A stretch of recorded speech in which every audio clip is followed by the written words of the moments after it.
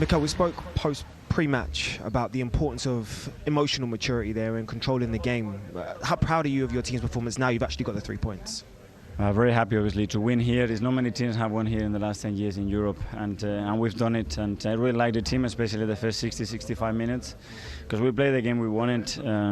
After going 2-0, we should have scored the third one, and we had openings to score it.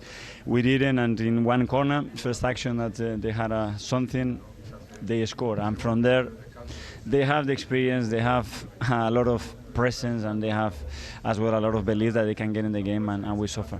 I know your emphasis is always going to be about the team, but when I speak about the individual of Gabriel Jesus and the impact he had, especially going forward today, how happy does it make you looking at his performance? Well, that's what we need. You need magic moments in big games, and you need the big players to step in and create those moments. And we had a big opening in the first few minutes as well with Martinelli through to score, and we didn't, and we need that. We need the players to perform at the best, and today he's done something special.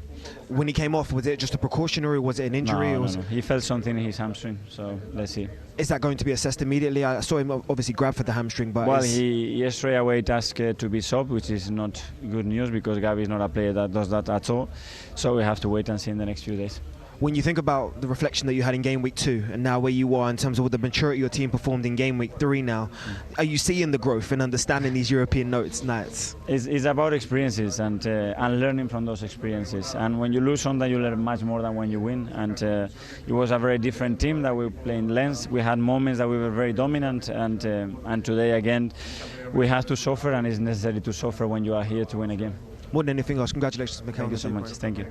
Going back to Declan Rice, though, because his positioning was incredible today. He was all over the pitch. The only thing he didn't do was score, actually. He started off in a little bit of a higher position, didn't he, than we're accustomed to, on that left-hand side a little bit. There was a couple of examples of him playing high. Here he is in the first half, picking the ball up in almost a number 10 position. And then we saw that quite a lot. He then went on a marauding run early in the second half, but this is from a deeper position, but he's still playing on that left-hand side. The longer the game went on, the more he got dragged back into a more of a sort of a 6 position on the left-hand side. But that's what he's very good at, isn't it? But he can run from deep positions as well. And then, Martin, you like some of these, snuffing out danger. I do, and this is really dogged defending here. And he's already put a lot of mileage into the game. I think he's had more carries in the Champions League than any other player by Rodri. And maybe that's the role, the Rodri role.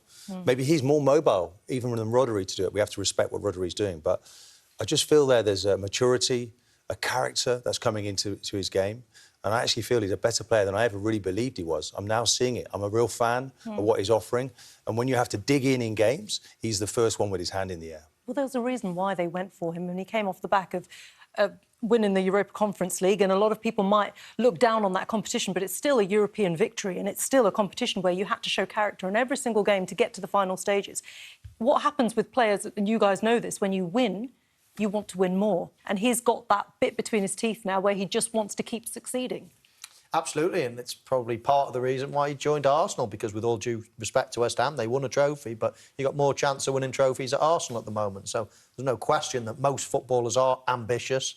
They go to clubs for success as opposed to financial reasons or anything else like that. Talking most. And I'm sure Declan Rice is like that. He wants to win, and he's tasted it, as you say. And he's a top player. I mean, I do watch him and I do genuinely believe he's more of a sitting midfield player. That's not to say that shackles him. He can still go on the odd marauding run when the time is right. But in general, I don't see him as a player that is a number 10 that can play with his back to goal and things like that. He's a massive man. You know, he's a mountain of a man. To stand in the middle there and patrol in front of the back four is what I think he does best.